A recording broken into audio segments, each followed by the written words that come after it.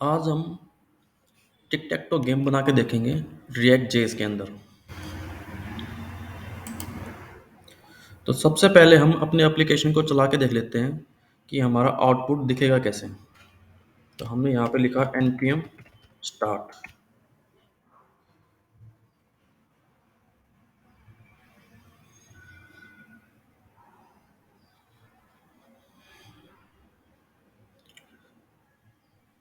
तो यहाँ पर हमारे पास दो प्लेयर हैं, एक प्लेयर x है, एक प्लेयर o है। तो फिलहाल बाय डिफॉल्ट जो आपकी टर्न है वो है प्लेयर x की। यहाँ पे क्लिक करेंगे तो अपना यहाँ पर x प्रिंट हो जाएगा और जो अपनी टर्न है वो प्लेयर o की सेट हो जाएगी।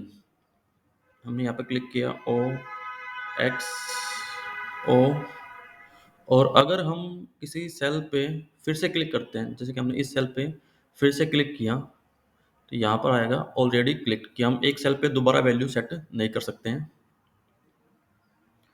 फिर से हमने यहाँ पर क्लिक किया एक्स ओ एक्स ओ एक्स, देन हमारा एक्स इज द विनर कि आपका एक्स, ये वाला एक्स, ये वाला एक्स और ये वाला एक्स आपका मैच कर गया। देन प्ले अगेन पे क्लिक करेंगे तो अपना ये रीसेट हो जाएगा।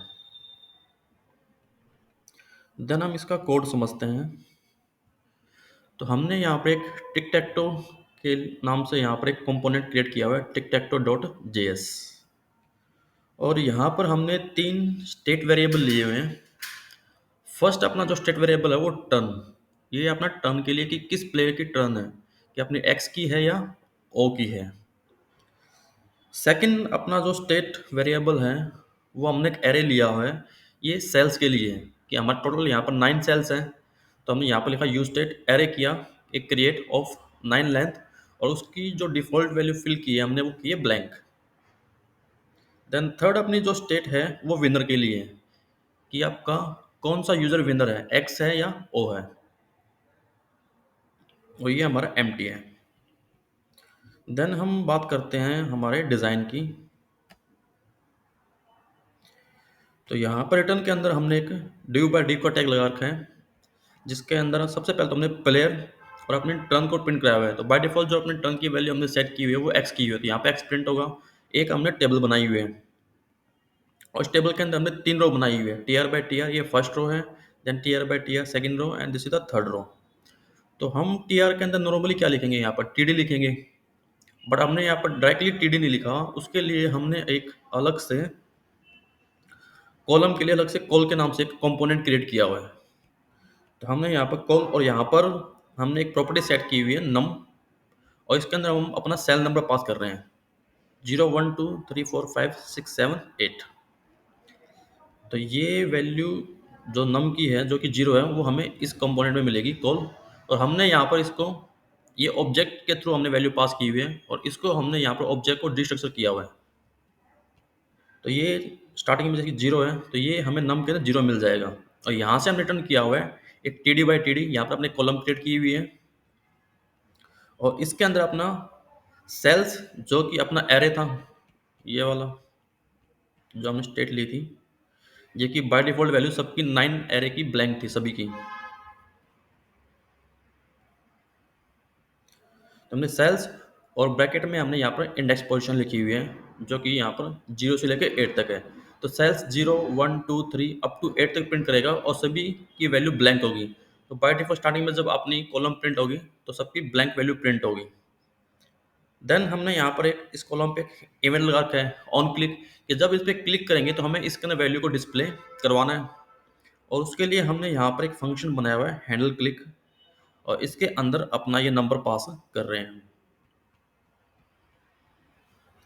तो ये हमने ऊपर एक हैंडल क्लिक के नाम से फंक्शन क्रिएट किया हुआ है, इसके अंदर हमें अपनी वैल्यू मिल जाएगी। तो मान लेते हैं कि स्टार्टिंग में हमें यहाँ मिला 0, और हमने जो अपना सेल्स की जो स्टेट बनाई थी जो कि अपना एरे था, उसको हमने यहाँ पर स्प्रेड कर लिया और उसको एक वेरिएबल स्क्वायर में हमने स्टोर कर लिया। तो सबसे पहले हमने चेक किया कि अगर सेल्स का जो नंबर है अगर उसके अंदर ब्लैंक नहीं है, दैट मीन्स कि उसके अंदर ऑलरेडी कोई वैल्यू स्टोर्ड है। तो यहाँ से हमने अलर्ट जनरेट किया ऑलरेडी क्लिक। देन हमने चेक किया इफ टर्न हमारी अगर एक्स प्लेयर की है तो जो हमारा स्क्वायर वाला एरे है, जो कि हमने यहाँ पर सेल्स को स्प्रेड करके गेट किए हैं, उसके नम में एक्स सेट कर दो और अपनी जो टर्न है वो ओ प्लेयर की सेट कर दो। एल्स अगर अपनी जो टर्न है ओ प्लेयर की है तो स्क्वायर के नम में ओ प्रिंट करवा दो और टर्न सेट कर दो एक्स की। देन हम क्या करेंगे, अपना सेट सेल्स फंक्शन कॉल किया और ये जो अपनी स्क्वायर की अपडेटेड वैल्यू है वो सेल्स में सेट कर देंगे। उसके बाद हम चेक करेंगे विनर के लिए कि वैल्यू सेट करने के बाद कि हमारा कोई विनर है वो क्रिएट हुआ या नहीं हुआ। तो चेक ऑफ विनर, और यहाँ पर हमने अपना स्क्वायर वाला एरे पास कर दिया। ये हमारा चेक फॉर विनर फंक्शन है और यहाँ पर हमें स्क्वायर एरे मिल जाएगा। तो अब विनर क्रिएट करने की क्या क्या आपकी पॉसिबिलिटी या कॉम्बिनेशंस हो सकते हैं। तो विनर कब क्रिएट होगा, तो हमारे पास तीन तो हॉरिजॉन्टल पॉसिबिलिटी है कि 0 1 2 में सेम वैल्यू हो, या 3 4 5 में, या 6 7 8, और तीन हमारी वर्टिकल इन तीनों में सेम वैल्यू हो, और दो हमारी हॉरिजॉन्टल है कि या तो ये वाला हॉरिजॉन्टल इनकी सेम वैल्यू हो, या ये वाला हॉरिजॉन्टल डायगोनल इसके अंदर सेम वैल्यू हो। तो दो हमारे पास डायगोनल हो गए, तीन हॉरिजॉन्टल और तीन ये वर्टिकल। तो हमने यहाँ पर एक कॉम्बो स्केल नाम से ऑब्जेक्ट ले लिया। फर्स्ट हमने लिया हॉरिजॉन्टल। हॉरिजॉन्टल मेरे पास तीन पॉसिबिलिटी थी, 0 1 2 3 4 5 6 7 8, और तीन हमारी वर्टिकल के लिए है, 0 3 6 1 4 7 एंड 2 5 8, और दो हमारे डायगोनल है, 0 4 8 इंडेक्स पोजिशन है एंड 2 4 6 इंडेक्स पोजिशन है। और अब हम चेक करेंगे कि हमारा स्क्वायर के अंदर कि इनमें से कोई कॉम्बिनेशन मैच कर रहा है कि नहीं कर रहा, कि स्क्वायर के अंदर कोई कॉम्बिनेशन ऐसा है जिन पे इन कॉम्बिनेशन में से सेम वैल्यू प्रेजेंट हो।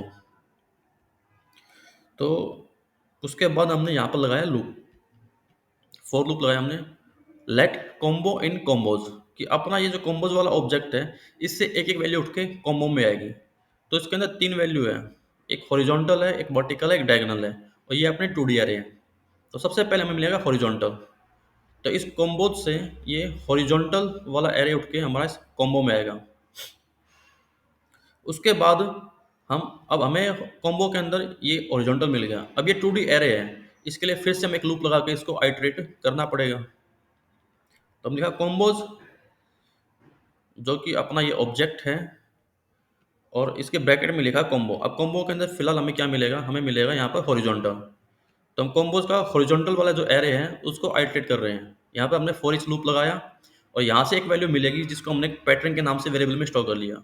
तो इसके अंदर अभी तीन रो है, तो स्टार्टिंग में हमें पैटर्न में मिलेगा ये वाला, फिर सेकंड टाइम ये मिलेगा और थर्ड टाइम ये मिलेगा। तो फिलहाल हमें फर्स्ट रो मिलेगी 0 1 2। तो ये पूरा एरे मिलेगा जिसको हमने एक पैटर्न के नाम से वेरिएबल लिया हुआ है, इसके अंदर स्टोर कर लिया।